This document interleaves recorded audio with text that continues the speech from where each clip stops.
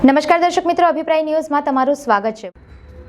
વડોદરામાં સ્થાનિક સ્વરાજ્ય ચૂંટણી પહેલા રાજકીય માહોલ ગરમાયો છે। સર્કિટ હાઉસ ખાતે જિગ્નેશ મેવાણીની આગેવાનીમાં કોંગ્રેસ દ્વારા પત્રકાર પરિષદ યોજાઈ હતી, જેમાં કોંગ્રેસે મનપાના ભાજપના 5 વર્ષના શાસન દરમિયાન ભ્રષ્ટાચારના આક્ષેપો લગાવી આરોપનામું જાહેર કર્યું હતું।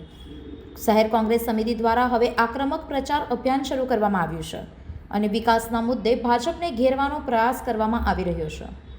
સાથે જ કોંગ્રેસે શહેર પોલીસના વહીવટી તંત્ર અંગે પણ સવાલો ઉઠાવતા દીપુ નામના વ્યક્તિ અંગે સ્પષ્ટતા માંગવામાં આવી છે। હવે શહેર પોલીસ કમિશનર નરસિંહા કુમાર શું જવાબ આપે છે તે જોવાનું રહ્યું। સંવાદદાતા સાથે અભિપ્રાય ન્યૂઝ, વડોદરા। વધુ સમાચાર જોવા માટે અમારી યુટ્યુબ ચેનલને સબસ્ક્રાઇબ કરો અને જોડાયેલા રહો ફેસબુક, ઇન્સ્ટાગ્રામ અને ટ્વિટર પર।